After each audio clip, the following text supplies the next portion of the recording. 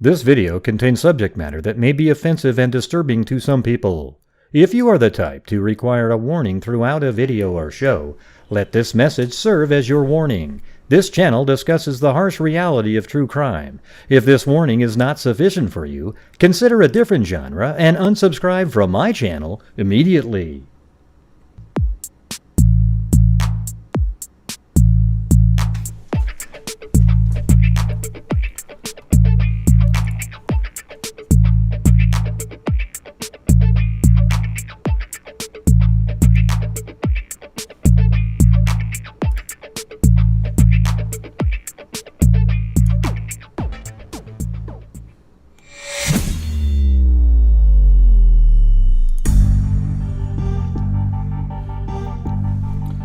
What's going on, freaks? Well, I was working on something else, and then I checked my email, and there was 100 emails, so I realized, oh my god, there must be something. So the Richard Allen search warrant was released today, and it's redacted, but you know, it's amazing how... Well, hold on a second. And so I haven't read it yet. But I did see like a headline somewhere where it said the girl said, oh, he's got a gun. That's exactly what we said a long time ago. You guys remember the lady who was told what was said, and I've been telling you guys for years, where Abby says, he's got a gun, he's got a gun. Okay, so, yeah.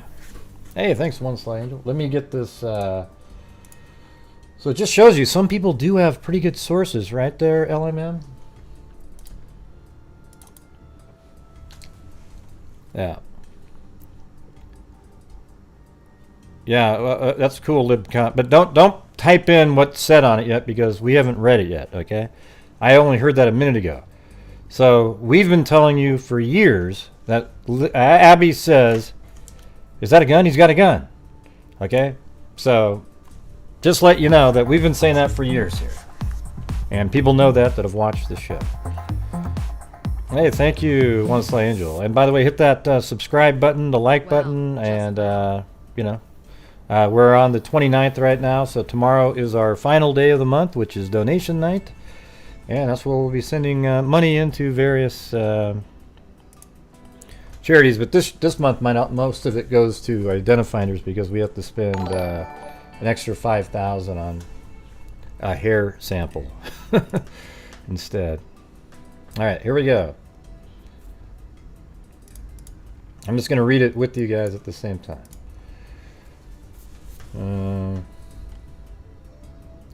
I'll just read the whole thing. Understand, you know, the guy that writes the document, the expert, affiant, I hate that term.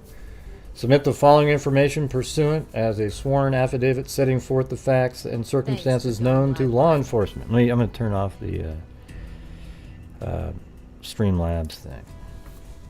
Of Carroll County as the basis for probable cause to arrest without a warrant, or to establish probable cause for issuance of an arrest warrant, that the facts and circumstances described below would be sufficient basis for a person of reasonable caution and prudence to believe that the accused has committed or attempted to commit the offense described, and that if arrested without a warrant, such would be authorized under IC 35331-1, that the hearsay statements of witnesses contained herein are considered reliable and credible due to the witnesses' personal knowledge and or corroborated by the totality of the circumstances. All right, so here we go.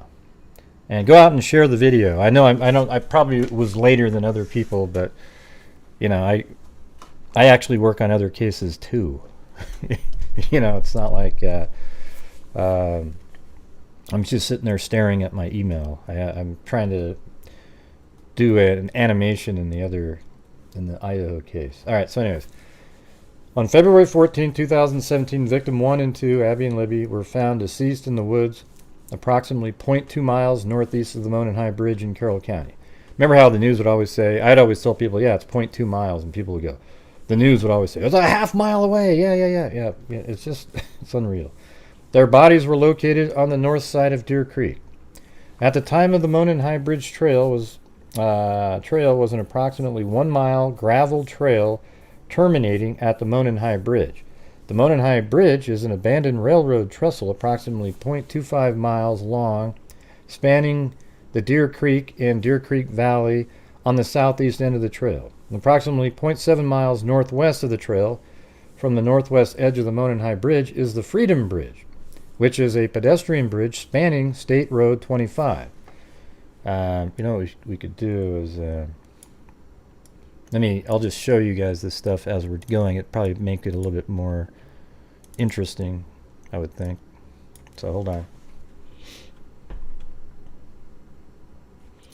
And actually, I'm going to open up another file here.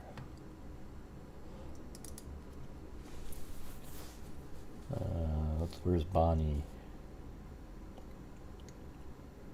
Bonnie videos. There we go.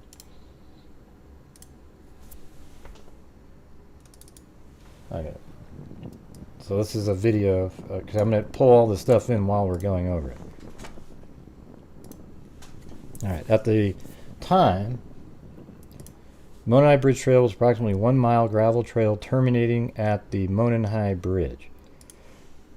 And I also opened up this one so you can see.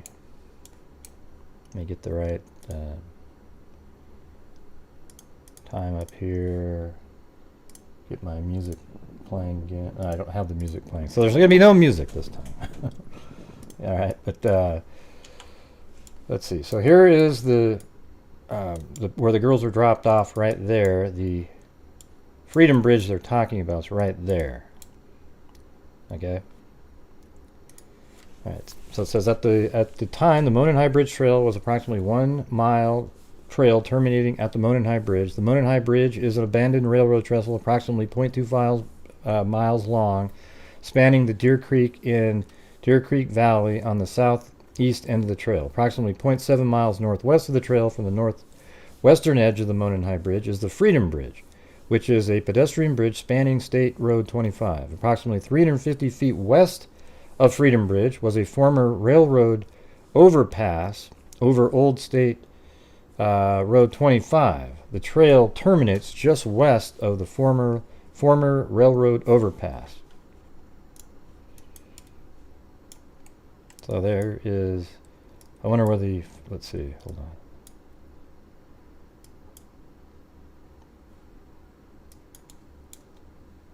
Yeah, so that was the old road right there. There it is, Old State Road 25. Used to be right there. And now there's Freedom Bridge, and they changed the roads. So this whole thing here used to be a railroad track. It went like that. And then it goes all the way down and then over the Mononhai Bridge right there.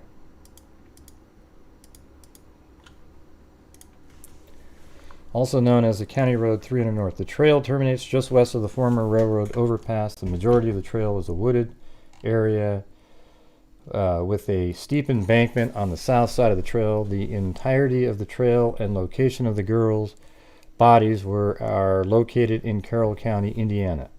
Through interviews, reviews of electronic records, and review of video at the Hoosier Harbor store, investigators believe victim 1 and 2 were dropped off across from the Mears farm at, well, they're saying 1:49 p.m.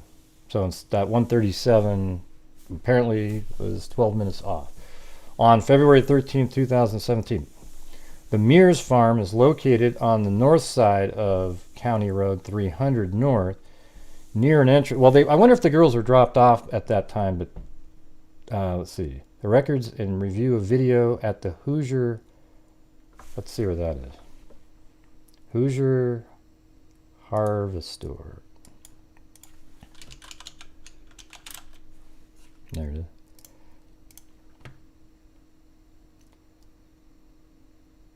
Okay, so that might be when Kelsey was driving. Ah, I told you guys that there was a camera right there. Yeah, that's funny. So there's a camera there. Remember when this is crazy. This is when Cairo went out there. This is one of the buildings that had a camera on it right there. All right, so they have it at 1:49. 149 at the Hoosier Harvest Store. So that camera there is going to be important. But that's one of the places. There's a camera there, and there was also a camera on this building here that we were talking about, okay? Because Cairo went out there, and we had a camera there, and I think Mears has a camera on his property. All right. So I guess it's 149 then. And that sort of makes more sense at the 207. You know, now there's just a 10-minute waiting period on February. But who knows if the girls were dropped off and then she made a call and sat there for a minute. I don't know. But it's 1:49 p.m., February 13th, 2017, by the Mears Farm is located on the north side of County Road North 100, near an entrance to the trails. A video from Victim 2's phone shows that at 2:13, Victim 1 and Victim 2 encountered a male subject on the southeast portion of the Monon High Bridge. The male ordered the girls, guys, down the hill. No witness. Well, here we go. Here, if you don't know this case, I'll show it to you. Just that part right there. Hold on. I'm not sure what that is. Just a second. There it was. Down the hill. Guys. Down the hill. Guys. Down the hill. And those people way in the background is just a still frame from a different time. Oops, what? Moondance. Okay, the Mears Farm is located on the north side of the County Road 300, and then a video from Victim 2's phone shows that at 2:13 p.m., Victim 1, Victim 2 encountered a male subject on the southeast portion of the Monon High Bridge. The male ordered the girls, guys, down the hill. No witness saw them after this time. No outgoing communications were found on Victim 2's phone after this time. Hey, thanks, Nicole. Appreciate it. Their bodies were discovered on February 14th, 2017. The video recovered from Victim 2's phone shows Victim 1 walking southeast on the Monon High Bridge. Yeah, so that would be Abby. While male subject wearing a dark jacket and jeans walks behind her. See? I told you. She's on the bridge at the same time. So far, the only thing that's off is the time that they were dropped off. But yes, Abby is in the phone. So while it's being filmed, when Libby's at the end of the bridge, she's actually standing off the end of the bridge. Let me show you. So here's the end of the bridge, right over here. Libby's actually standing on the other side of the bridge, off the end of the bridge. Abby's still on the bridge, and the killer's coming at them. They've just cropped out Abby out of the video. That's why it's really a small portion of the video that we're looking at. All right, so the video recovered from Victim 2's phone, which is Libby, shows Victim 1 walking southeast on the Monon High Bridge, while a male subject wearing a dark jacket, jeans, walks behind her. As the male subject approaches Victim 1 and 2, one of the victims mentions gun. Remember that? That was Abby saying, he's got a gun. That's a gun. He's got a gun. Near the end of the video, a male is seen and heard telling the girls, guys, down the hill. The girls then begin to proceed down the hill, and the video ends. So that does kind of show that the video just ends right around that time. A still photograph taken from the video and the guys down the hill audio was subsequently released to the public to assist investigators in identifying the male. Abby and Libby's death, let's see. Yeah. Abby and Libby's deaths were ruled as homicide. Clothes were found in the Deer Creek belonging to Abby and Libby, south of where their bodies were located. There was also a .40 caliber unspent round. Wow, that's a little interesting. Less than 2 feet away, so it was unspent, so it was an actual bullet. We didn't know that. That's a crazy little piece of information there. Wonder if it just fell, like he brought ammo and it fell out. There was also a .40 caliber unspent round less than 2 feet away from the victim 2's body. So Libby, that would have been Libby's body. between victim 1 and victim 2. So it was, let's see, less than 2 feet away from victim 2's body, between victim 1 and victim 2's bodies. I think it should just say body. The round was unspent and had extraction marks on it. So that means it was in and then it was ejected. Is that right? Interviews were conducted with 3 juveniles, and they advised that they were on the Monon High Bridge Trail on February 13, 2017. They advised they were walking on the trail towards Freedom Bridge to go home when they encountered a male walking from the Freedom Bridge towards the Monon High Bridge. So he came in. Well, see, that also, at this point, that corroborates the possibility of a car being parked at the abandoned CPS building.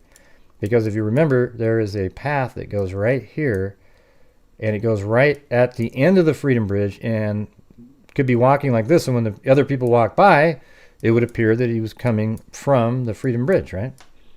That makes sense. So let's see. And that's why I'm able to go through, I know this case pretty much inside and out in terms of the geographical information and everything. So when I'm reading this, it makes sense to me. Where when their attorney was reading it, they probably were like, yeah, I don't know what that means. Yeah. Let's see. Interviews were conducted, advised that we're on the Monon High Bridge Trail on February 13th. Let me read that again. Interviews were conducted with 3 juveniles. I wonder how they could fit 3 names inside there. And advised they were on the Monon High Bridge Trail on February 13, 2017. They advised they were walking on the trail towards the Freedom Bridge to go home when they encountered a male walking from the Freedom Bridge towards Monon High Bridge. And it could just be that the person walked over the Freedom Bridge because it's Richard Allen and he's walking from home, and that's the route he chose to go. Now here it is. Bridge towards the Monon High Bridge. Described the male as kind of creepy, right? Remember that? The creepy guy? And advised he was wearing like blue jeans and like really light blue jacket, and his hair was gray, maybe a little brown, and he did not really show his face. She advised the jacket was a duck canvas type jacket. Maybe that didn't seem like the one he was wearing. Maybe it was underneath. Advised she said hi to the male, but he just glared at them. She recalled him being in all black and had something covering his mouth. Maybe that was what that white thing was underneath the jacket there when you watch the video. Here, let's look. Watch. That's something we've wondered about, if it was a scarf or something.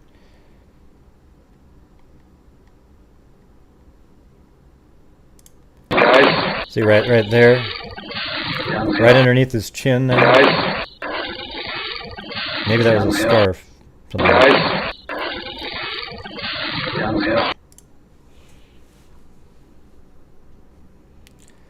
Yeah, whatever, Plato. Or it could be anything of a million different things. Sometimes just let things go, you know. I mean, you know, we consider, let's go on and on and on. Well, it could be a scarf, it could be a turtleneck that was crunched up, it could have been a sock that he tied around his neck, it could have been this, it could have been that, it could have been da-da-da-da-da-da-da-da-da. Yeah, all right.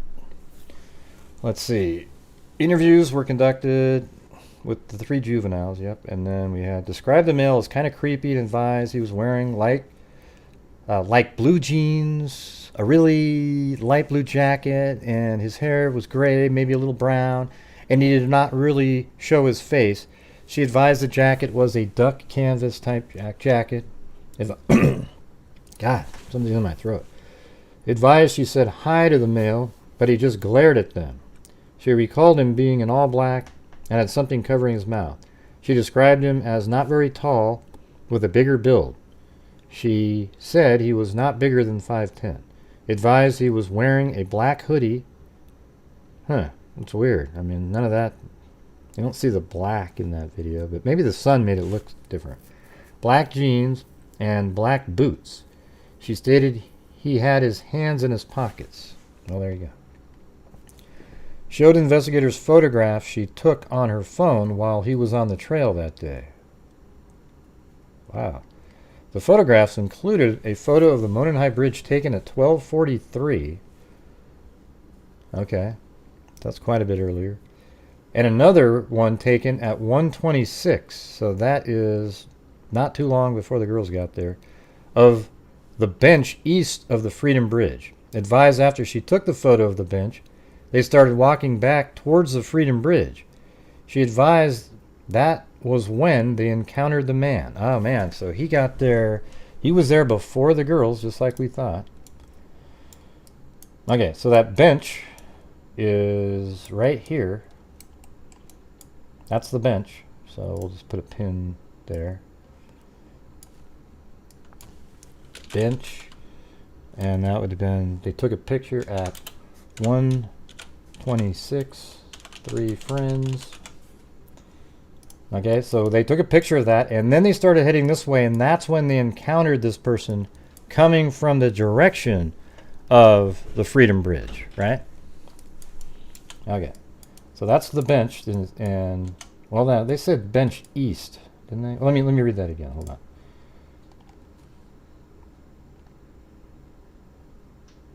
Taken 1:26 of the bench east of the Freedom Bridge. Yeah, that's correct. Yeah, it's east of the Freedom Bridge. I don't know if there's another bridge, a bench, though. I don't think there is. Let me just... And that's it right there.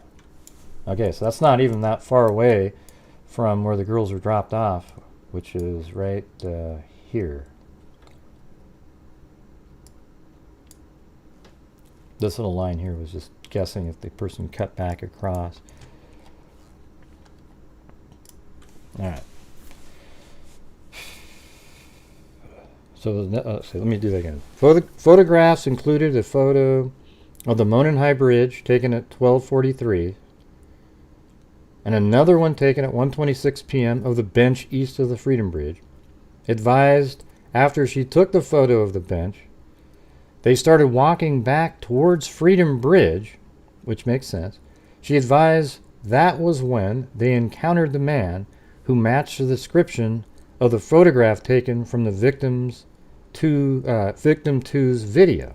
It kind of matches. It's not perfect, though. I mean, described the man she encountered on the trail as wearing a blue jacket. Oh, yeah, so this is different. Here we go. When they saw him coming in, he was wearing a blue or black windbreaker jacket. She advised the jacket had a collar, and he had his hood up from his clothing underneath. Boom. See, that's exactly what we've always said, or lately, in the last 4 years, that he had a jacket on and then a hoodie underneath over the top. And I wonder, though, that one hat does look pretty good. That recent one that we had, it looked pretty close, that hat.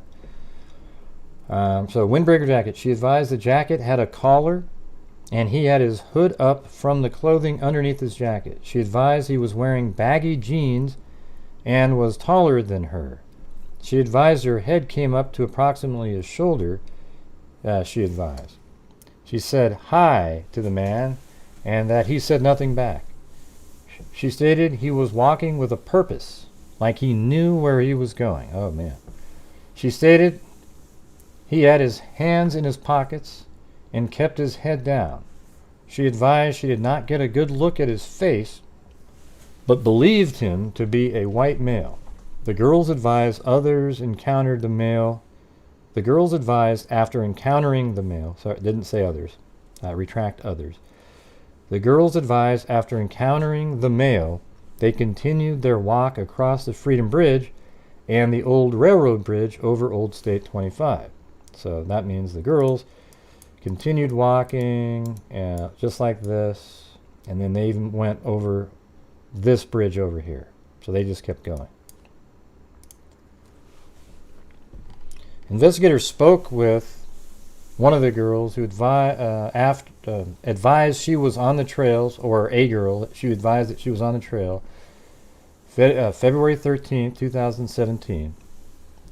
Video from the Hoosier Harvest Store captured vehicles traveling eastbound at 1:46 A vehicle, not vehicles. Vehicle. Because if you make one mistake here, oh, the Yerga said vehicles! It's a vehicle traveling eastbound at 1:46 p.m. towards the entrance across from the Mears farm. Wow. Okay, so let's get that. From Hoosier Hardware Store, captured a vehicle traveling eastbound at 1:46 towards the entrance across from the Mears farm. Huh. So there was a vehicle here that was on, let's see, where was that camera? Oh, it was right there. So they captured a vehicle here at 1:46. That's weird. All right. 1:46 vehicle headed eastbound. So that vehicle was going like this at 1:46. Oh, this is getting interesting now. Towards the entrance across from the Mears farm. He advised she saw 4 juvenile females walking on the bridge over Old State. So that was at 1:46 though. So the girls had just been dropped off. She advised she saw 4 juvenile females walking on the bridge over Old State Road 25 as she was driving underneath on her way to the park. Advised there was no other cars parked across from the Mears farm. I actually wonder... No, I don't know. I don't think that's Cheyenne or anything. Advised there was no other cars parked across from the Mears farm when she parked. She advised she walked to the Mononhigh Bridge and observed a male matching the one from victim two's video. She described the male she saw as a white male wearing blue jeans, a blue jean jacket. Man, there's two witnesses here. She advised he was standing on the first platform. Oh my God, really? Okay. So she got there at 1:46 towards the entrance across from the Mears farm. Advised she saw 4 juvenile female walking on the bridge over Old State Road 25 as she was driving underneath on her way to park. Advised there was no other cars parked across from the Mears farm when she parked. So she was the sole person there. She advised she walked to the Mononhigh Bridge and observed a male matching the one from victim two's video. She described the male she saw as a white male wearing blue jeans and a blue jean jacket. She advised he was standing on the first platform of the Mononhigh Bridge. Man, this is nuts. So that means when she got there, that person that the other girls saw walking, I mean, who would have thought that, man? So that means that he was standing right here. Standing here at... Man, how did she see this person? This is kind of bizarre. What, towards the entrance? So she advised he was standing on the first platform of the Mononhigh Bridge approximately 50 feet from her. She advised she turned around at the bridge and continued her walk. Okay, wow. So this is...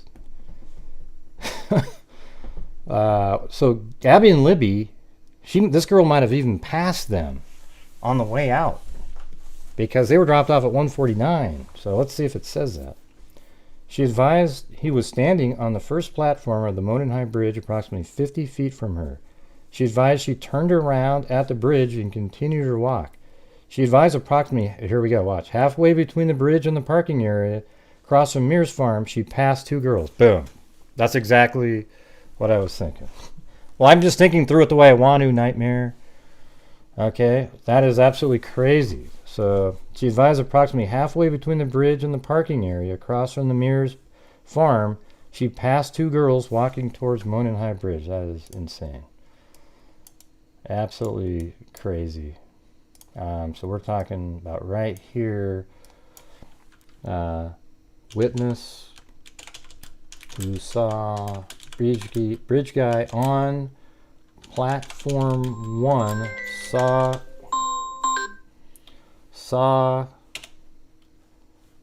witness who saw bridge guy on platform 1 saw Abby and Libby.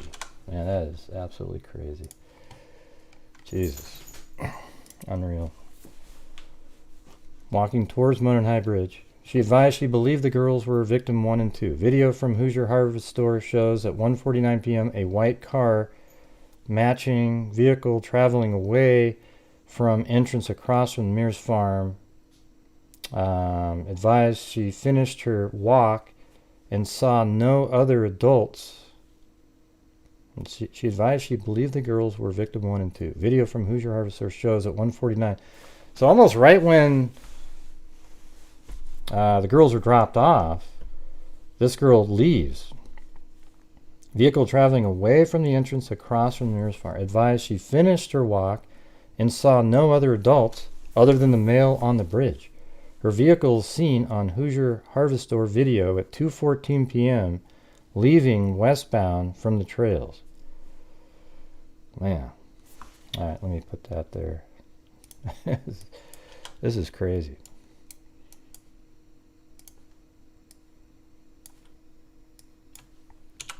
214 witness car leaving. That's so hilarious, that camera, that Cairo. One of those is one of the ones that was used here. Okay. So that same witness who saw the bridge guy on platform 1 saw Abby and Libby as she walked out. I mean, well, how fortunate it is, both of those things, to have that one witness there right at that time. Absolutely crazy. Here, hold on one second.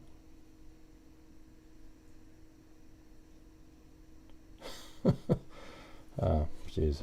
Advised she finished her walk and saw no other adults other than the male on the bridge. Her vehicle seen on Hoosier Harvest Store video at 2:14 p.m. leaving westbound from the trails.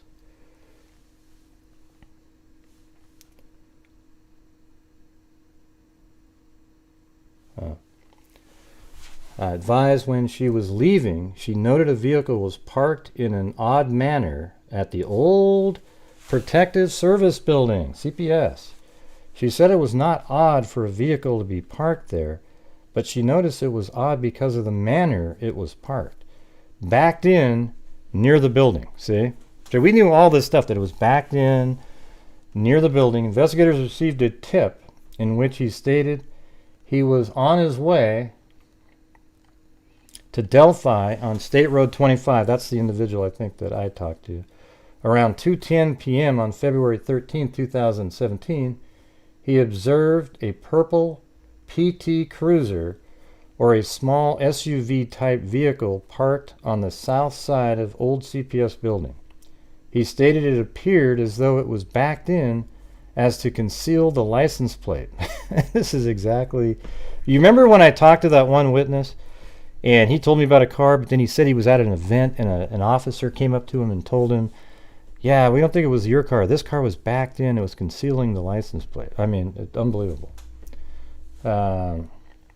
Both drew diagrams of where they saw the vehicle parked, and their diagrams generally matched as to the area the vehicle was parked and the manner in which it was parked. Advised he remembered seeing a small, dark-colored car parked at the old CPS building. He described it as possibly being a smart car. Vehicle is seen leaving at 2:28 p.m. on the Hoosier Harvest Store video. Okay, so if that video is leaving at 2:28, Derek got there. No, that doesn't make any sense. Advisor, remember seeing a smaller, dark-colored car parked at the old CPS building. He described it as possibly being a smart car. Vehicle seen leaving at 2:28 p.m. on Hoosier Harvest Store video. Okay, so that video is seen at 2:28. I don't know what vehicle that one is, though. Investigators spoke with a person who stated that she was traveling east on 300 North on February 13, 2022, and observed a male subject walking west Man, God, this is so crazy. West on the north side of 300 North, away from the Monon High Bridge. See? That's what I told you guys. I think it was most likely that he went through the cemetery and then on 300 North, because when you're walking on a road, people don't see your face. And by the way, the United States just beat Iran. Thank you. But you don't see your face, so he's walking this way. And she saw him walking on 300. Wow. Unreal. Law enforcement must have been like, God, how do those guys have all that information? How are they figuring this shit out? Investigators spoke with so-and-so who stated that she was traveling east on 300 North on February 13th, 2022, and observed a male subject walking west. Yep, so walking away on from the cemetery, basically, on north side of 300 North, away from the Monon High Bridge. Advised that the male subject was wearing a blue colored jacket and blue jeans and was muddy and bloody. Oh, Jesus. Muddy and bloody. They actually have him as muddy and bloody. So they just never, oh my God. So muddy from crossing the water and, getting up the bank, and unbelievable. She further stated that it appeared he had gotten into a fight.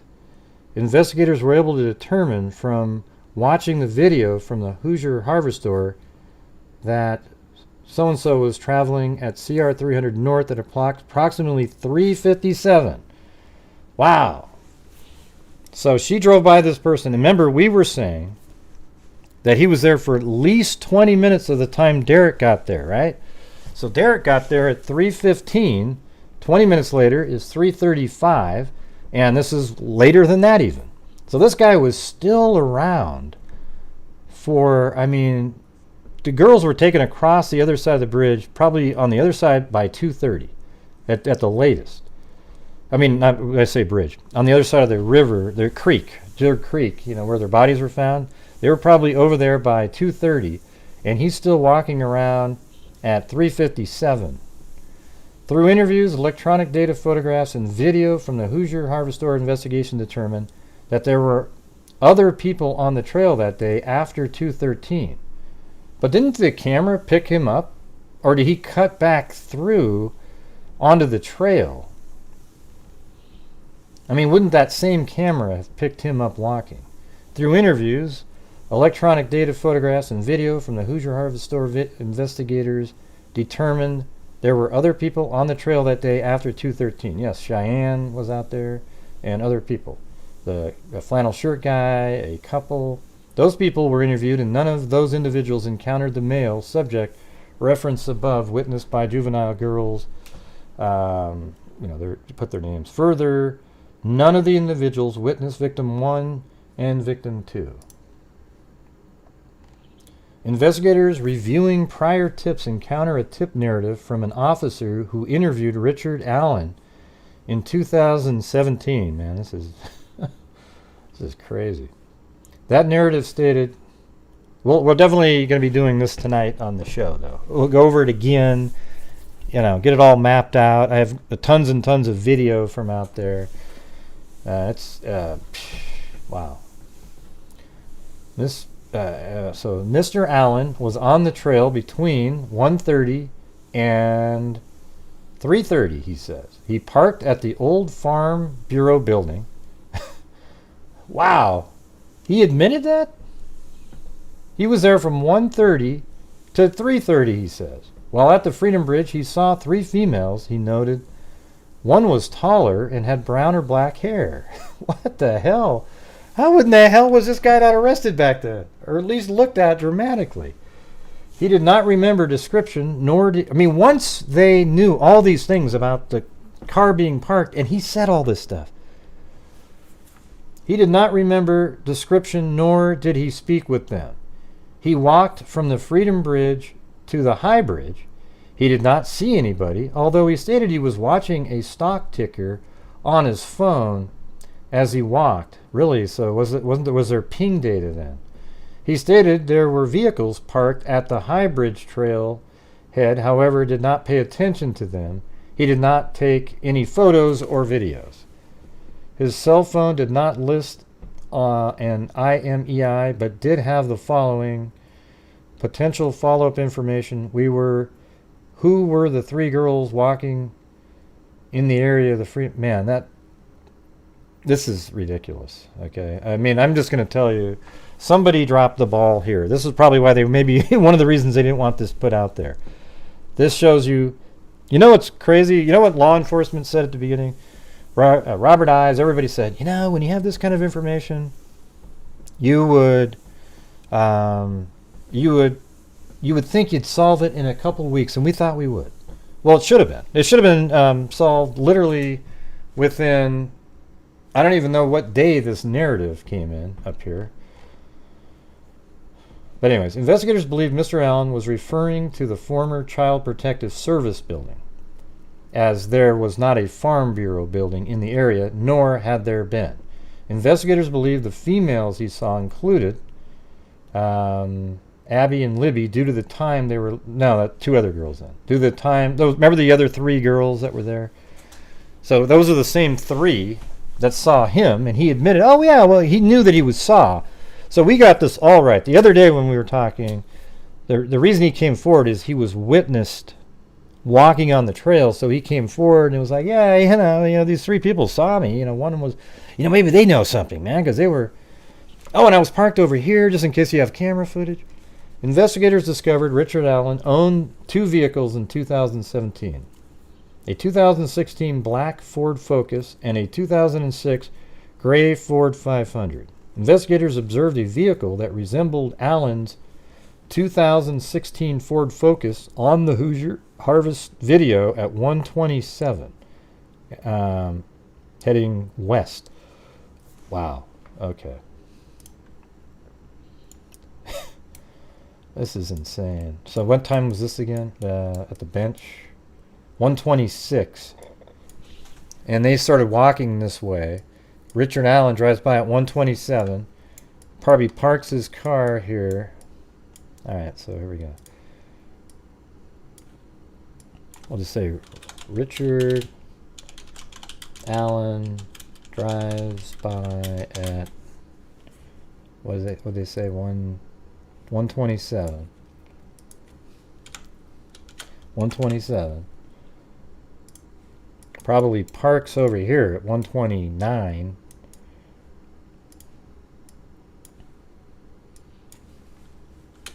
Richard Allen parks at, we'll just say 129. Okay. Then he starts walking on this trail here, and 6 minutes, these people probably passed each other right around this area right here. So I'll just put right here, Richard Allen passes three girls. Yeah. Wow. That's absolutely nuts. Investigators observed a vehicle that resembled Allen's 2016 Ford Focus on the Hoosier Harvest video at 1:27 p.m. traveling westbound on CR 300 north in front of the Hoosier Harvest store, which coincided with the statement that he arrived at 1:30. Boom.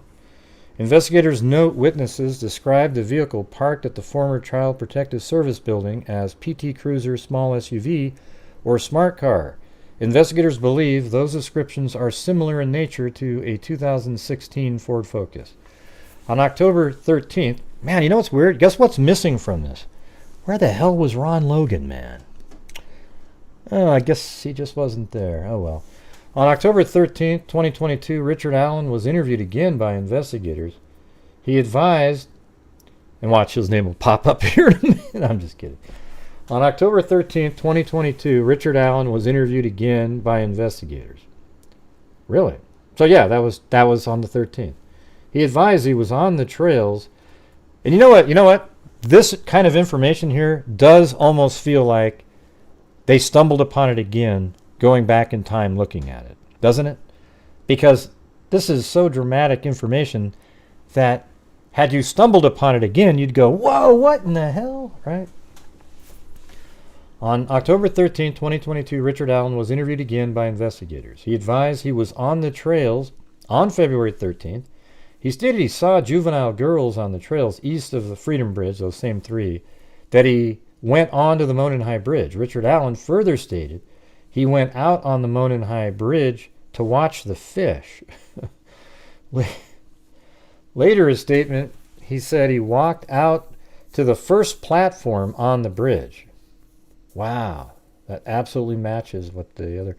He stated he then walked back, sat on a bench. Oh, man. And then he bench and then left.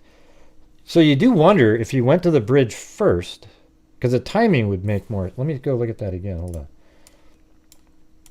So what time was he approximately?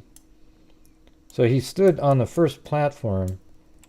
I will have to go back and go through that again, but I think it was something around... What if he did go there first to kind of look at what's going on, and then he goes back over here? It's only 6 minutes away. I guess we'll have to figure that out later. No, it couldn't have been. No, because remember, he passed Abby and Libby on the trail. The girl who saw him standing on the platform passed Abby and Libby on her way back out of there. So that means he was still on the platform, or it's possible he, was starting to walk back, saw the girls coming, and veered off into the woods for a moment. But he was definitely over on that side. So that's, that is absolutely creepy. Here's one thing. It would be hard to imagine him still being on the bridge and the two girls feeling like it was safe to pass him. Right?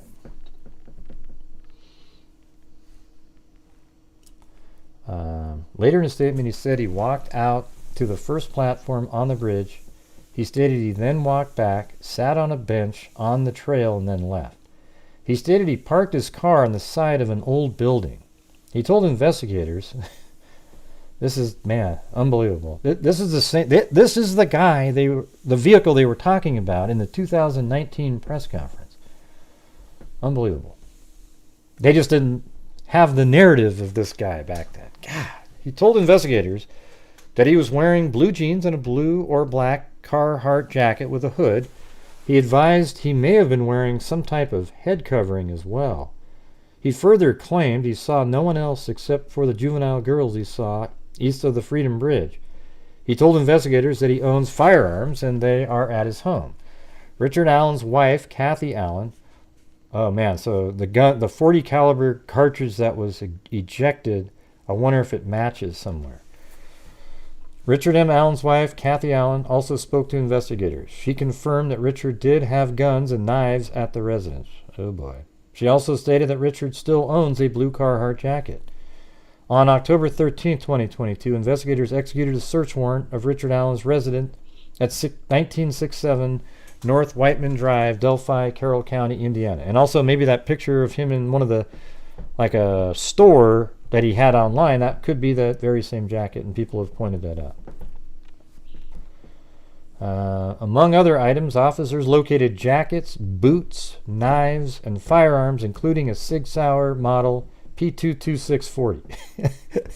You know what's funny? I think that might be a model that somebody goes, oh, I know what kind of gun that is under his jacket. It's a Sig Sauer. Right. I almost want to go back and see who the hell made that comment. Because you sure as hell can't tell what type of gun it was. I don't know if he actually said that or not. And it was a 40 caliber pistol with serial number U625-627. Between October 14th, 2022 and October 19th, 2022, the Indiana State Police Laboratory performed an analysis on Allen's Sig Sauer model P226. The laboratory performed a physical examination and classification of the firearm, function test, barrel and overall length measurement, test firing, ammunition, component characterization, microscopic comparison, and NIBIN. The laboratory determined the unspent round located within 2 feet of victim 2's body had been cycled through Richard M. Allen's Sig Sauer. Oh, man. Boom. An identification opinion is reached when the evidence exhibits an agreement of class characteristics and sufficient agreement of individual marks. Sufficient agreement is related to the significant duplication of random striated impressed marks. So a gun was not used to kill them. But isn't it amazing that the firearm, now it does matter, because the gun he had, he somehow, a bullet that he ejected, cleared, whatever he did with that, it came out,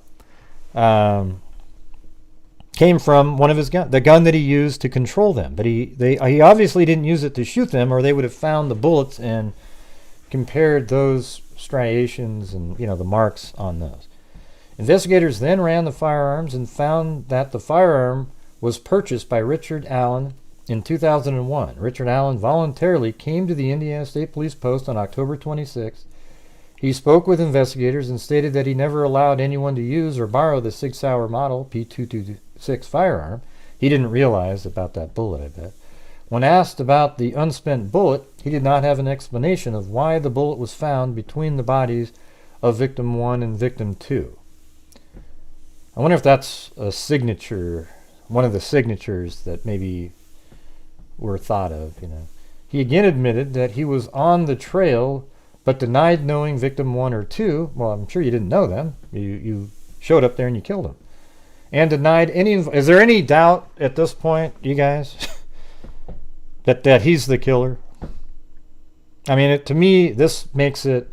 If I was a judge, I would sign it and I would not grant bail whatsoever based on this information. There is no out here. This is ridiculous. He again admitted that he was on the trail but denied knowing victim 1 or victim 2 and denied any involvement in their murders. Hold on one second. All right, you guys, if you're out there, hit the subscribe button and the like button, please. We have 2,000 people here. I'd like to continue on, but we need to get this going. Hit the like button, hit the like button, hit the like button, hit the like button, 10, 20, 25, 30. Hit that like button, so easy to hit. You just press the like button. It's one of the easiest things in the world to do. Just press the like button, the like button, the like button, the like button. All right, there you go. Excellent. Wow. Carroll County, man, this is just, this is unbelievable. And I think this is totally relevant. And there's no, here's the thing, everybody. I don't think there's any reason so far that this should have been kept from the public here. Can anybody think of a reason? This right here is just about Richard Allen. There isn't any reference, just like his attorney said, to any other people, but maybe they've left some things out. Why was Richard Allen in a hurry to get there? Well, it was the Snapchat account of Keegan Kline that was communicating with Libby that day. So is there a connection between Richard Allen and Keegan Kline? Okay, so that could still be coming out. We don't know. Man, this is... When asked about... I mean, I'm totally pro law enforcement, and they work their asses off and they kick ass and everything. But this is... let me put a poll in here really quick.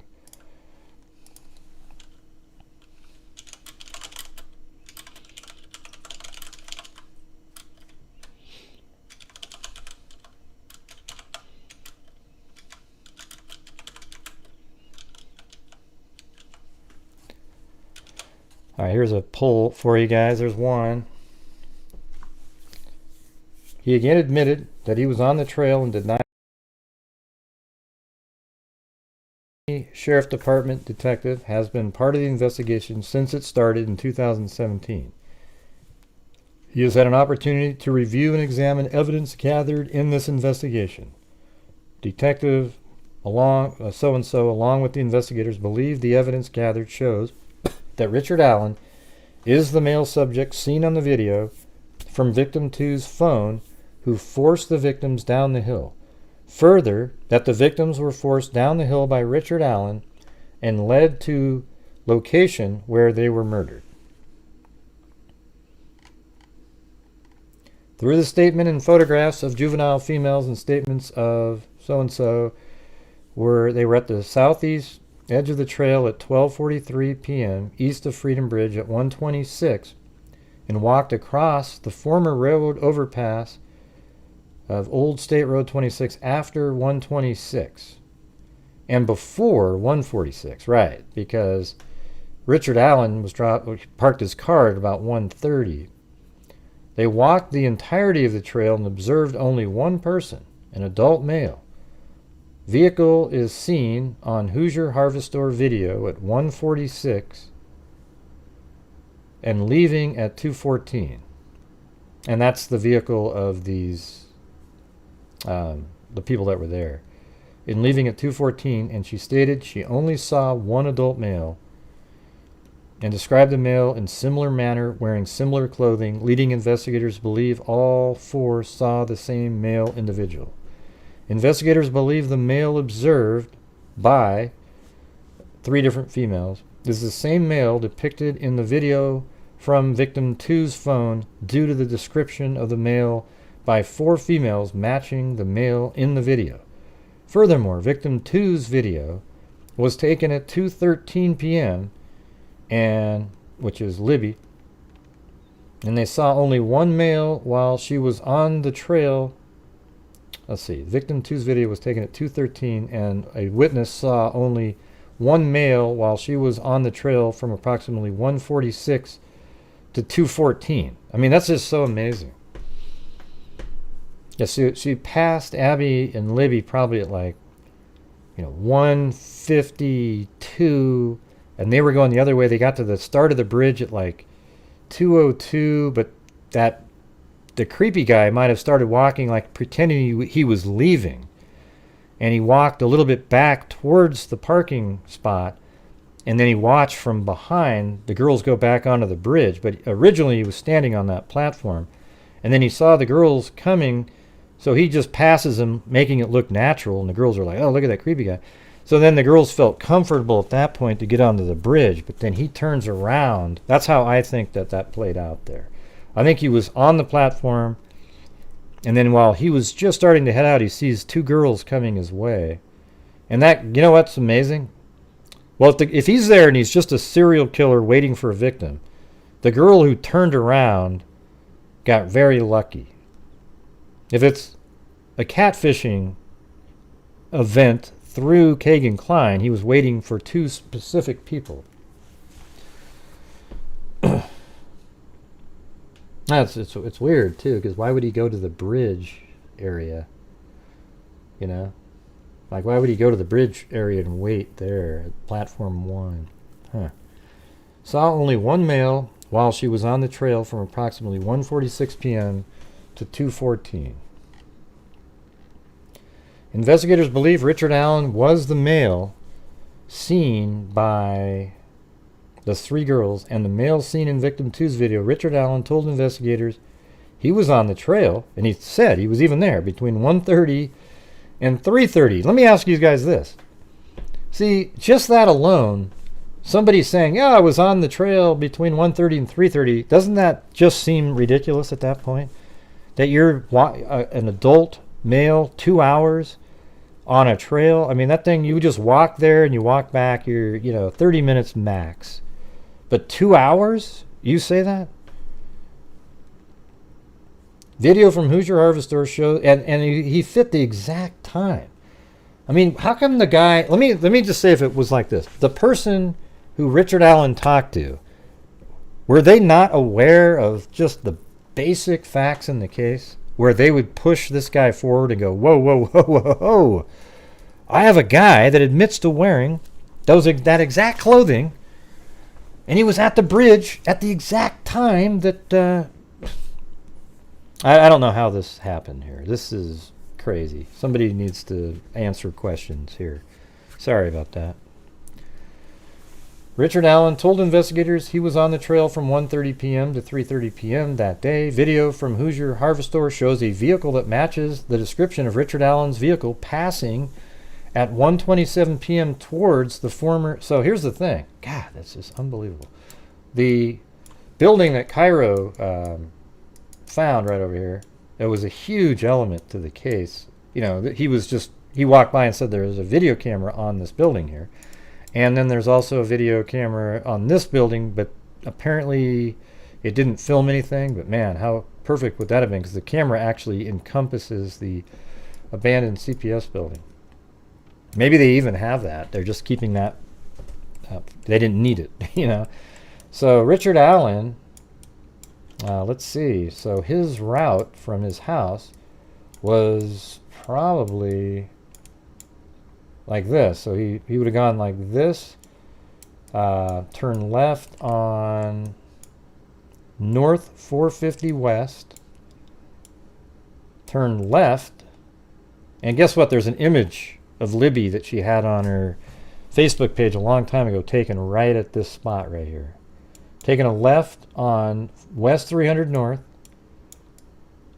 gone over the Wilson Bridge,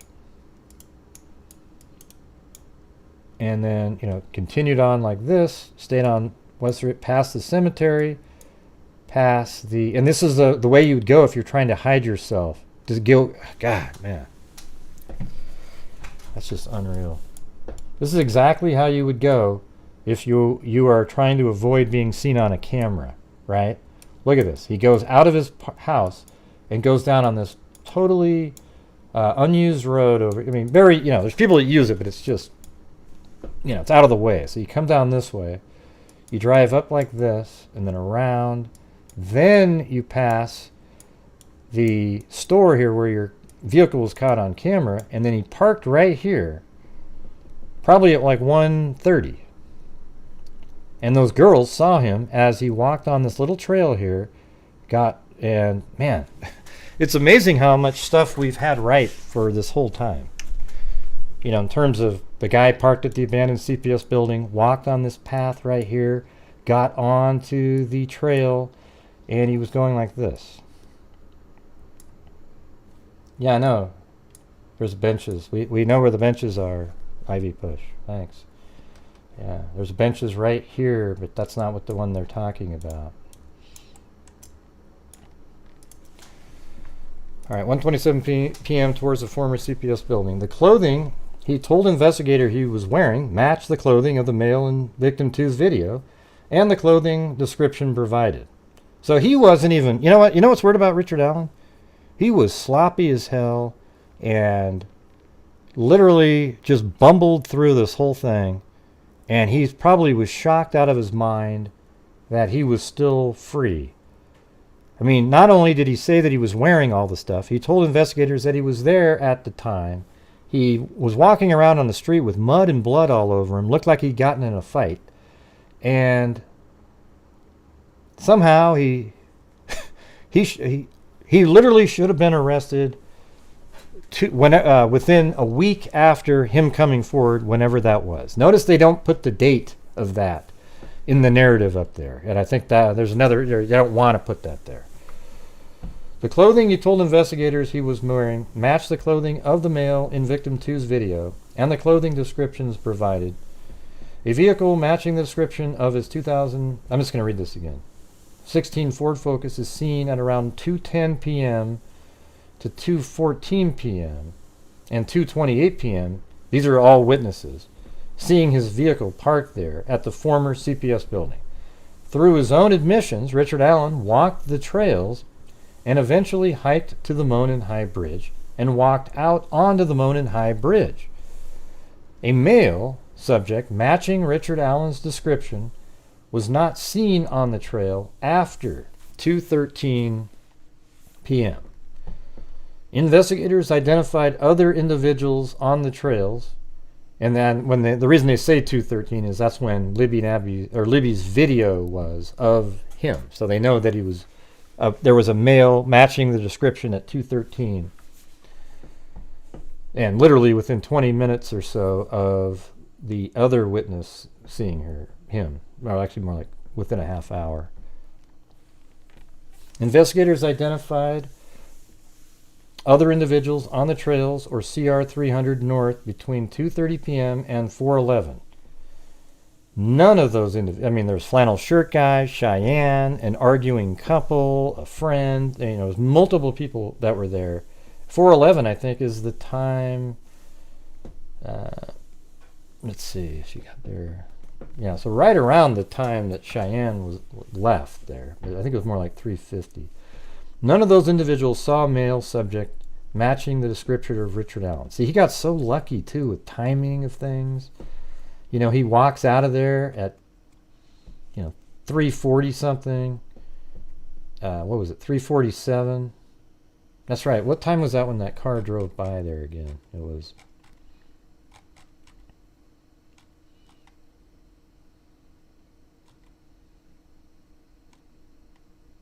Yeah, it's just absolutely nuts. God, amazing.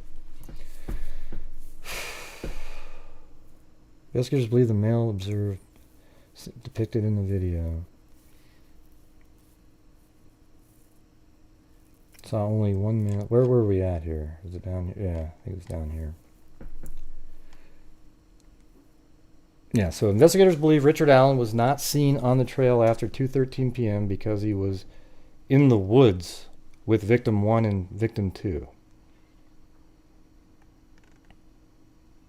An unspent .40 caliber round was found between the bodies of victim 1 and victim 2, was forensically determined to have been cycled through Richard Allen's Sig Sauer model P226. The Sig Sauer model P226 was found at Richard Allen's residence, and he admitted to owning it. Investigators were able to determine that he had owned it since 2001. Richard Allen stated he had not been on that property where the unspent round was found, that he did not know the property owner, which is Ron Logan, and that he had no explanation as to why a round cycled through his firearm would be at that location.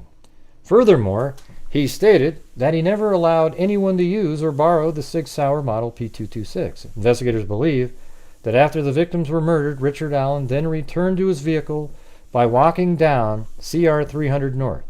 Investigators believe he was seen by a vehicle on CR 300 North with clothes that were muddy and bloody.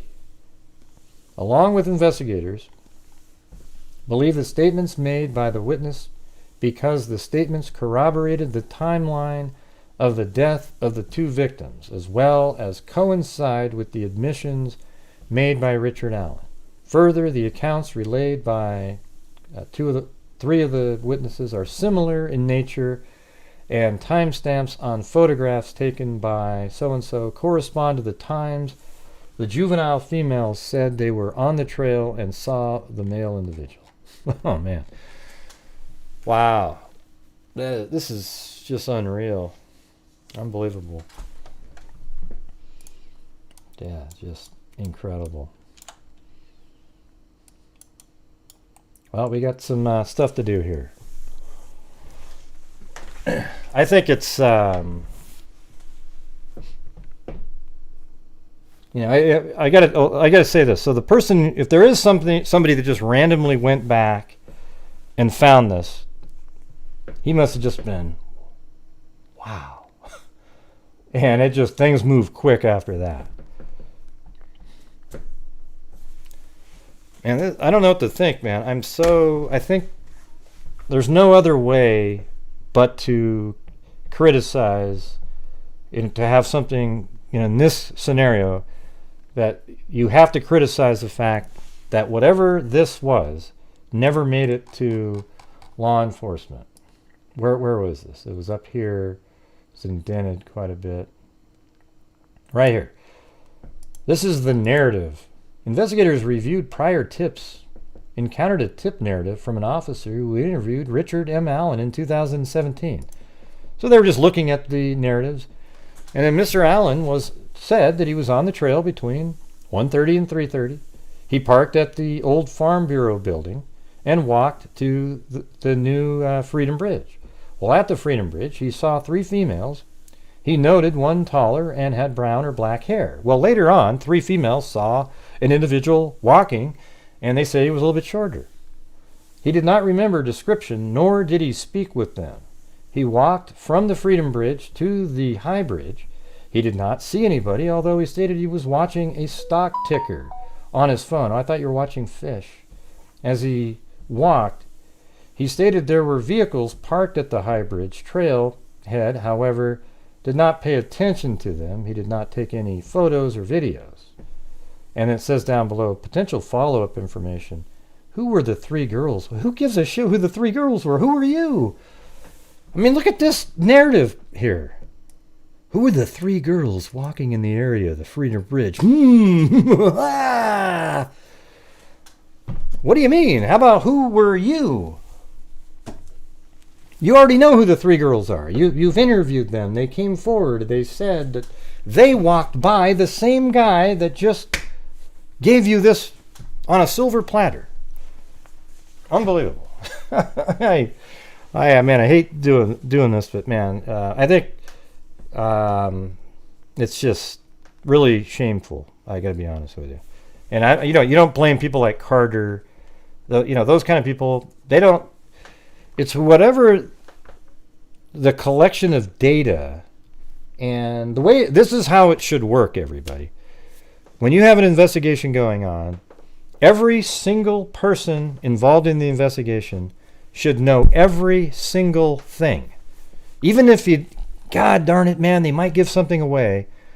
They have to know everything. So that means when this guy right here talked to Richard Allen, he would have had known already that, wow, they've interviewed 3 girls. They said, oh, and he would have been able to put, because when we're reading this right now, how easy it is to just go, whoa, because there's all these things that we know of throughout the years, and you're able to just put it together. And this guy probably got this and was like, oh, wow, who are those 3 girls? Whoa. Yeah, geez. Okay, well, thanks for being honest that you were there. And how come this guy, even a year later, sitting around going, yeah, wow. So 1:30 to 3:30, that guy said he was there. I don't even know what to say. God, unbelievable. There should have been justice 2 years ago. I mean, 4, 5, 5 years ago.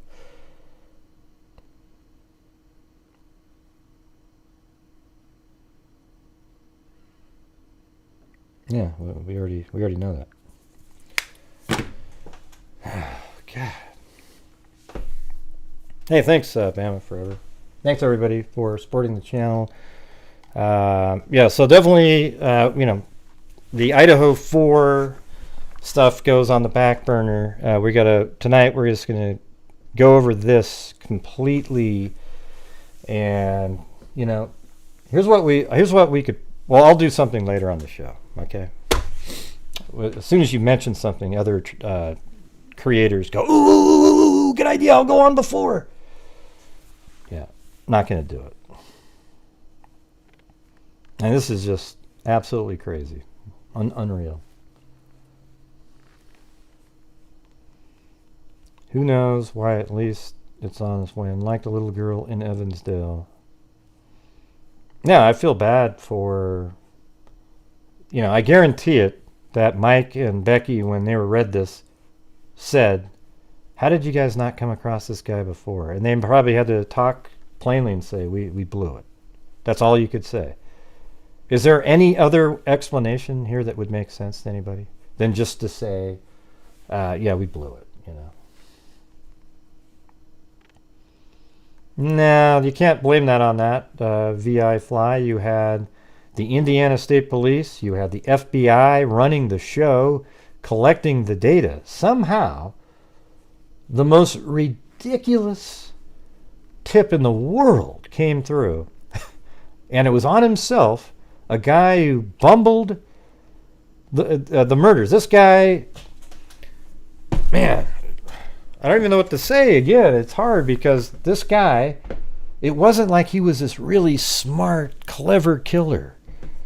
This guy was a bumbling fool who was sloppy as hell, got out of there with mud and blood on him, walking down the road, heading back to a vehicle. And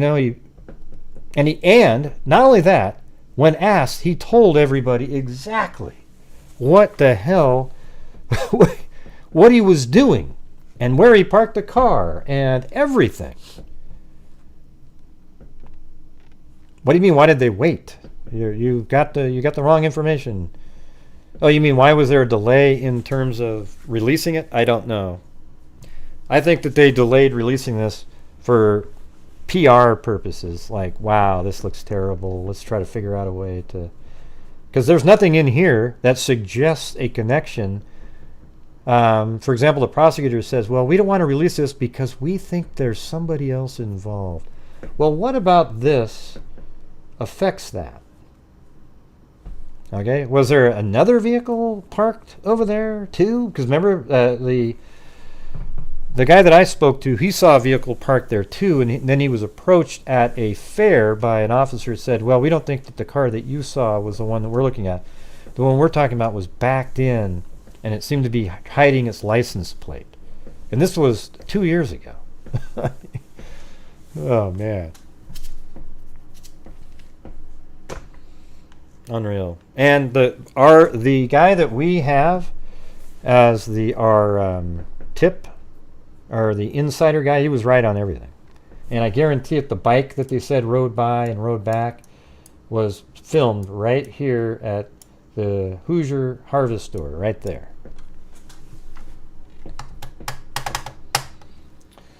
Wow, so make sure to hit that subscribe button. We're definitely going to be coming back on later, and I'll do phone calls and everything, but I'm going to be working on something in the meantime.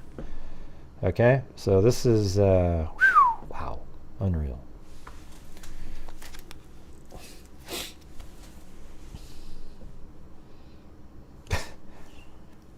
Those MEID numbers, I don't really care about those. Yeah. They match the bullet to his gun. Just worry about that part of it. I don't know, Charlie. I have no idea what the secret that they needed to keep hidden. You sort of wonder if there's parts missing, maybe. This part here is absolutely enough, right? So if I was law enforcement and I'm trying to keep something from the public, in the probable cause, it almost seems like it just cuts off right here, in a way. It just sort of, right at the end, just kind of ding. And it actually does say, this is page 7 of 8. Where's 8? Okay, I don't have 8 on here. So, this right here is absolutely enough to arrest Richard Allen.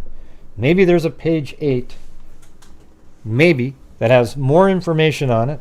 Although I don't know, because, well, there very well could be. Because this is all you would have to provide the attorneys as well. Because this is related to Richard Allen. And now there could be, like, how did Richard Allen get to the bridge? Maybe there's a little mention of something, ongoing investigation. They don't really talk about how they stumbled upon. Yeah. Whoa. Okay, the signatures. Okay, so it doesn't really matter then. If it's just signatures on page 8, who cares? But I'm wondering if they had more information that the judge saw, but they were able to sort of change the probable cause to still have it work, but not give up other information. I don't know how legally that stuff works. Okay, page 8 is signatures. Okay, page 8 is signatures, not something related to Keegan Kline, everybody. I was just looking and saying, hey, we're missing page 8, but yes. Don't know why we don't have the redacted information here, but man, this is so crazy. This is almost exactly, once his name popped up and the information was given, this is almost exactly what you would think happened, other than that he was out on platform 1 first, and then I think he was probably he may have seen the girls coming and walked by them from platform 1 and sort of looked like he was leaving, and he got on the other side of the girls because he may have even tried to corral them, but then he sees them go out on the bridge. He wasn't even in the background. So here's something you got to realize, everybody. Let's take a look. Watch this.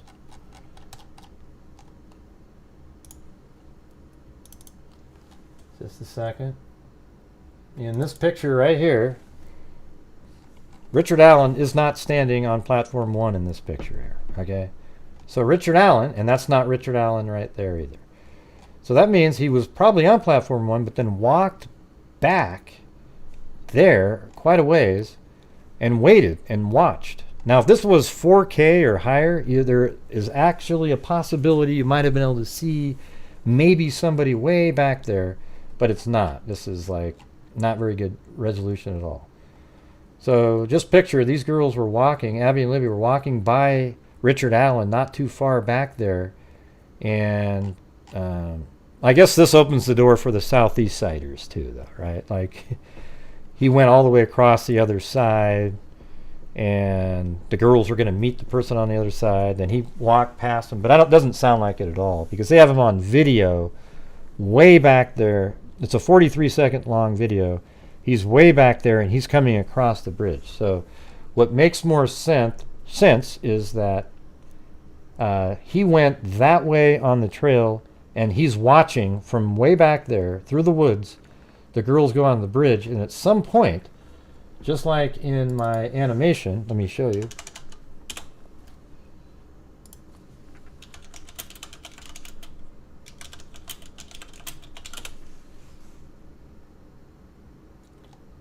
Yeah, this one right here. So these are the girls. They've already passed platform 1 here.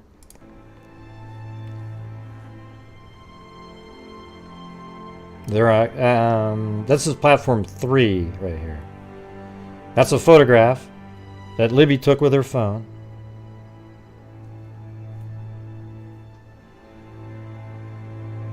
And then Abby's on the bridge. She's not very quick on the bridge because she's never been on it before. Then Libby gets onto platform 3 over here, and that's when the photograph that we just showed you was taken. All right, watch, here we go. And it slides in, boom. And then there's platform 2, and then 1 is back there. So this is how this worked. Hopefully this makes sense to you guys. Hey, thank you. Yeah, see, now all the work that we've been doing over the years is starting to pay off, and it really, you know, in terms of showing what happened here. So look at, I mean, look at this. See, this is the perception that I had 4 years ago, okay? So I just want you to see that that's Richard Allen back there. See him back there? Look how crazy that is, right? So that photo was taken at 2:07, the one of Abby on the bridge, right? And then there's Richard Allen. He's walking across. He's going to be catching up to him now. They're looking back, going, God, who is this guy? Then she's still on the bridge. She's probably a little bit further back here, actually. And then Richard Allen catches up to him. See? The psycho. I mean, doesn't this just seem absolutely the way it was now? I mean, like, this is... And then he comes over, pulls out again. Down the hill. Unbelievable. That is absolutely crazy. And obviously, the part about he's got a gun is exactly, or is that a gun, he's got a gun, is exactly what they said. And we've known that on this channel for years. You never hear that anywhere else because they don't know.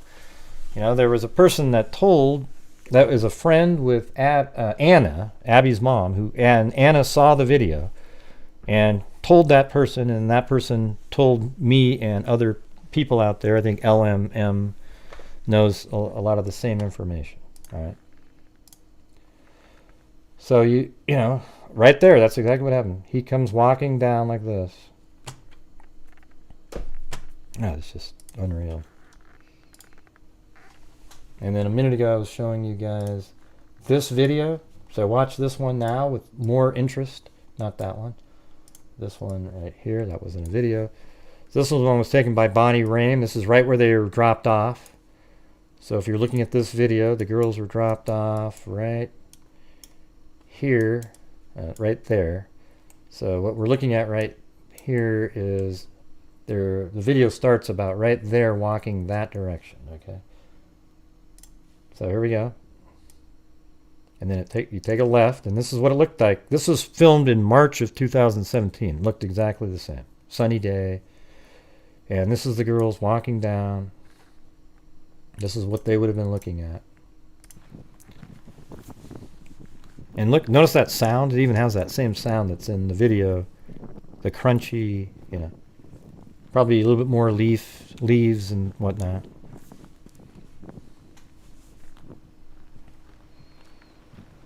So these are the girls. And right around this point is when they pass that one witness.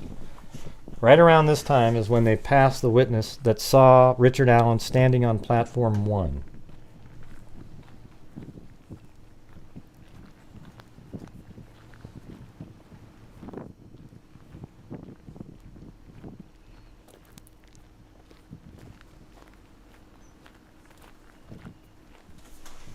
I know. The phone means everything now. The video on the phone. Because now it matches. Think how important that is now. So Libby filming, it was huge because the description is really what ties a lot of stuff together in this case by all the witnesses. Isn't that amazing? It actually turned out to be absolutely pivotal here. So anyways, here you come around the corner, and maybe Richard Allen passes him right around at this point. Okay, so he's back this far. So he's back here and he watches them continue on up to the bridge. Or he's off around into the woods over to the left there, just watching, waiting for anybody. If it's a serial killer type, if he's there catfishing, he's waiting specifically for Libby to get to the bridge. Maybe they even said, hey, let's meet at the bridge. I mean, who knows? But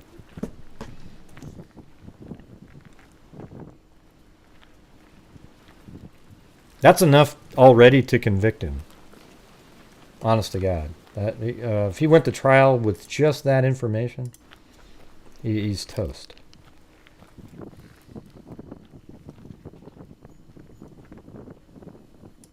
And there it is. So he was standing right there a month earlier on that platform when that one witness came out and saw him standing there. And then where did he go from there? Did he come back? Because right over here, look, you could walk up into the woods over here and be sort of way back in the background and watch. And, you know, if you stay quiet and back in the woods, maybe you wouldn't be noticed. And then they go out onto that bridge, and then eventually he comes down and follows them out there. Yeah, Libby's video turns out to be absolutely extraordinarily important in the case. It wasn't just, oh, this is what he looks like. All the witnesses said they saw the person wearing that stuff. Richard Allen owns the clothing in the video there, and yeah, God, yeah. I mean, they're both, you know, they're both heroes because they didn't leave each other, right? And they stuck around. One of them, like Mike said, one of them probably had an opportunity to run, but they both stuck together, and both of the girls are heroes. Libby just happened to have her phone and be the one that turned it on. And, man, unreal.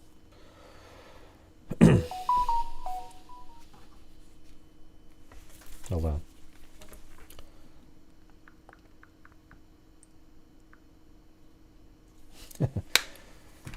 Jenny Penny said, wow, just wow. All right, the police had enough for a search warrant. Yeah. Well, that isn't just enough for a search warrant right there. If you were on a jury, would any of you need anything extra, really? That his guns, look at this right here. Basically, it comes down to this. Richard Allen admits to being at the bridge from 1:30 to 3:30 in the area, and says he even went out onto platform 1 later. A witness saw him on the bridge, an individual wearing the same clothing that Richard Allen described wearing himself, and matched the video, the individual on the video that Libby took. All the timing absolutely makes sense. His attorneys saying this doesn't mean if this is all you got are idiots. Okay, that just shows you that they don't have a clue about any of the other information that's been going on in the case. This is, and then Richard Allen owns a 6-hour 40 caliber gun. Law enforcement believes that a gun was used because Abby actually says, that's a gun, he's got a gun. And they hear a click, and then they find an unspent bullet between the two bodies, and it turns out it matched the striations on the shell match Richard Allen's gun. He owns knives. He owns a Carhartt dark blue jacket, just like the one that we see in the video. And he says that he parked his car at the abandoned building and went onto the bridge there. It was backed in, hiding the license plate, that it was backed in at the abandoned CPS building. He called it something else, but there isn't one of those buildings. That is the building that he's talking about. And then he walked over, got onto the Freedom Bridge Trail, and then individuals saw him walking towards the bridge. And then I think it was, what was it? 140 something. I can't remember, or not 147. It was 349 or 59 or 58 or something like that. Anyways, we'll just go back over the whole thing later. It's just, oh man, unreal. But I'm so happy because now we realize they have the right guy here. There is no Ron Logan. You hear that, everybody? He does exist. He did exist as a person, but Ron Logan has nothing to do with anything. All right? It just happened to be his property. So, again, currently there's nothing to do with him. Is it possible that he's part of something? The child pornography ring and said, "Hey, Richard, come use this." Who the hell knows, right? But he's not the guy on the bridge. He's not there's no physical evidence of Ron Logan anywhere, and I'm going to say that Ron Logan has nothing to do with it, even though it's, quote, possible there's some other back-end correlation somewhere. Yeah. I don't blame Delphi. I blame the United States Police and the FBI. Yeah, well, you should blame them all, really. This is a travesty right here. There's no way in hell that this shouldn't have been figured out a long time ago. I'm actually going to call up Robert Ives right after this and see what he thinks here, because this is crazy. All right. I'm sure if that had rolled across his desk, he would have signed that shit in 2 seconds. Yeah. All right, everybody. I think that's going to do it for this show. We'll be back on a little bit later. Make sure to hit that like button on the way out the door and put your comments under the video and let me know what you think here. I think everyone kind of feels pretty similar here. Absolutely crazy. Absolutely nuts. So we'll do the show later. I'll have it more organized later when we do the show, and we probably won't be talking about the Idaho 4 at all tonight, even though I was working on an animation video. That absolutely takes the back seat currently, unless they make an arrest there, then it's like a double whammy show or something like that. But man, unbelievable. I don't have the slow clap on the new setup here. I do have this though. What in the hell? God. But you can also see why they didn't release the what is it? Why they didn't give us more information, because I don't know how that would have helped. The part that put it all together was that one piece. The freaking confession of Richard Allen, basically. Yes, I was at the bridge. Yeah, they saw me. Blah, blah, blah, blah, blah. Yeah. Okay. That was perfect. All right, everybody. Thank you guys very much for being here. We will see you this evening. We're definitely going to go over that probably in a few, 3 hours from now, maybe, something like that. Absolutely crazy. Pitiful, really. And I'm an absolutely pro law enforcement. I think they all worked their asses off, but something that should have happened didn't happen. And I think having everybody that's working on the case completely informed on the case is a huge deal, and it shouldn't just be kept to this narrow group of people. Forget it. Okay? You've got to have everybody that's investigating and interviewing people be aware, because when they hear something, they go, whoa, boom, right? This was that confession or whatever that was, the tip that Richard Allen called in should have been the biggest red flag. You couldn't have. There's not enough fabric in the United States to make a flag big enough. That would have been. I mean, it should have been huge, and it didn't do anything. And I think we even thought that a week ago or 2 weeks ago. Wow, but now it's dramatically worse based on what was said to the officers by Richard Allen. So up above, let's see, 73% still connected. I think that's definitely possible there. I'll do one last pull here.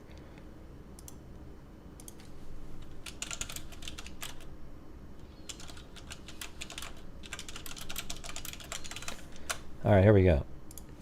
I'm saying it politely.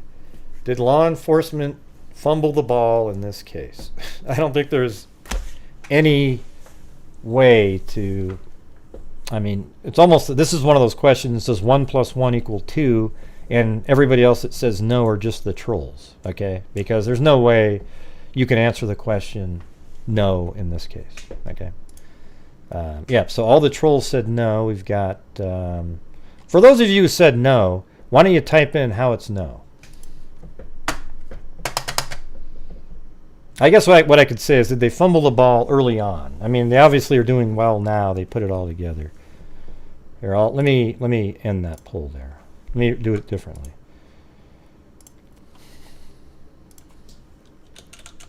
Did law enforcement fumble the ball early on in the case, given what we now know?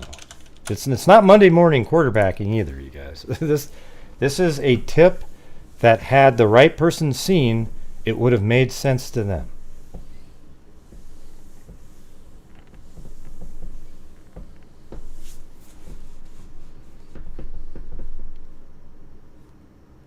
Hey, Griffin, don't just start. You seem like you're coming in trying to do the mystical bullshit related to the case. I'm just kidding. Oh man, not you. Actually, I was referring to the other person.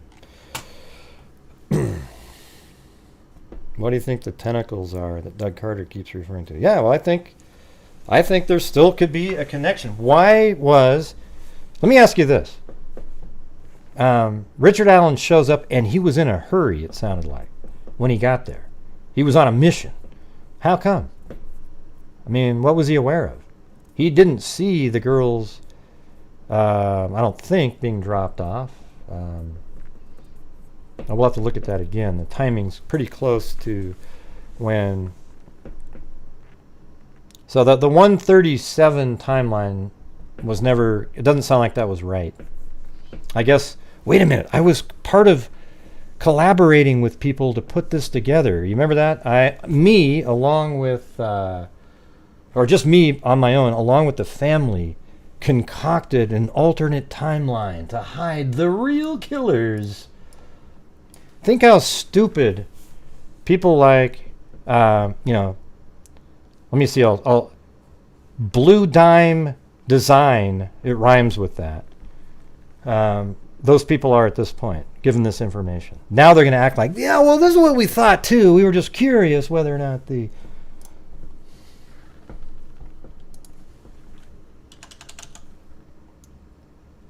I can't remember what I was just about to look up. Wish I could rewind my brain.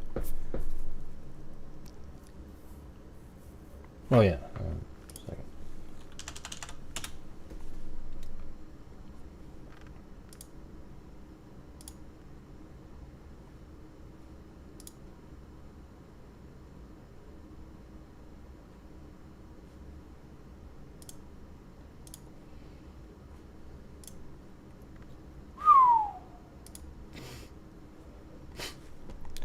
Yeah, so 96% said yes. Obviously, law enforcement, once they put that back together, here's what I'm wondering about, though. When they did the reset in 2019, how come it didn't? Maybe it did. I'm sort of wondering, did they know about Richard Allen? Is it really recently, or was it really a long time ago and they just kept, because they were already on to other people and were trying to make another link. I don't know, but It sounds like it was kind of recent. And how come in 2019 they didn't put that together? But yeah, maybe they did put in 2019. They were aware of Richard Allen and this whole connection, but also were aware of Kagan Klein and the Anthony Schatz profile, and have just been watching and trying to make other connections over the years. I don't know. I'm hoping that's it. If that's it, I'll feel less bad about them, even though somebody should have put that together in 2017, right? There's no doubt about it. All right, guys, hit that subscribe button if you're not a subscriber. I'll be back on a little bit later. We're almost at 91,000. We got about 40-something more to go, so make sure to hit that button.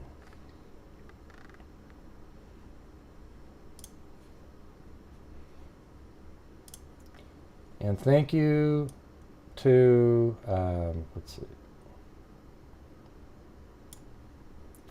One Sly Angel, Alley Cake, Nicole, Sack and Fox Nanny, Elizabeth Gregory, Cheyenne R., Kumari Azad, thank you very much. Wish those girls were here today. Justice for Living Abby.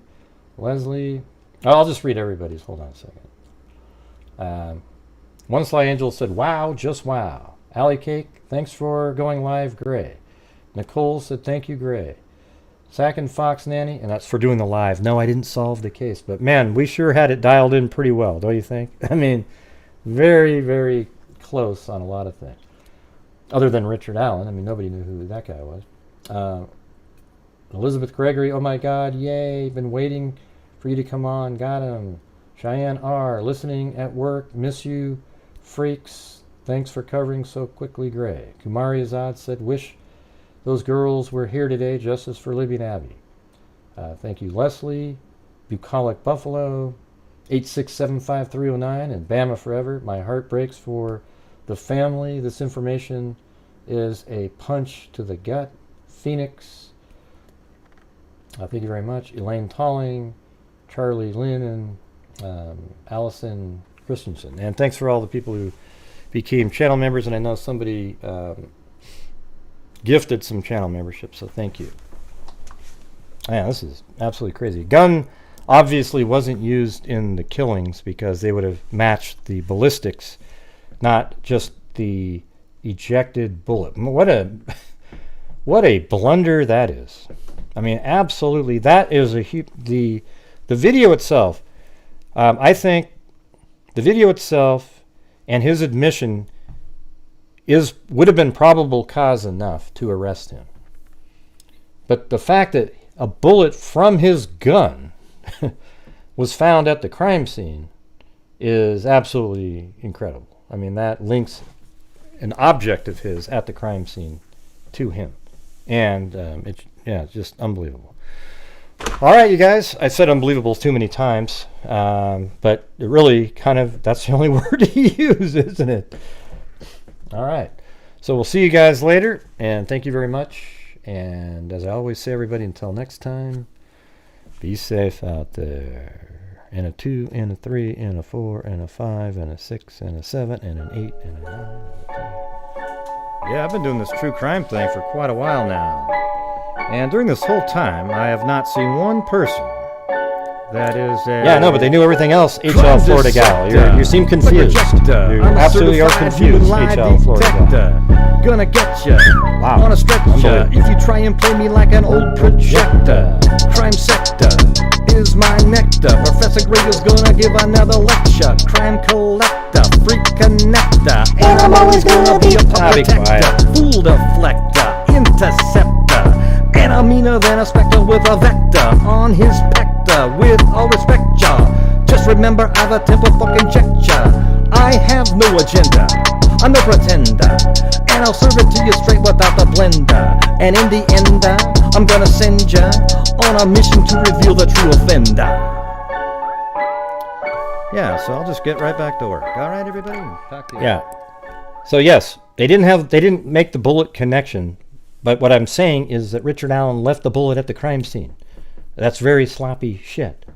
And then when they finally got Richard Allen later, which they should have been able to do a long time ago, since he admitted being there, they would have been able to get the gun and all that information back then. It's actually kind of surprising that he didn't throw away the... I mean, he was an idiot. He almost expected to be caught in this case. All right, you guys. Thank you very much. See you later. Be safe out there.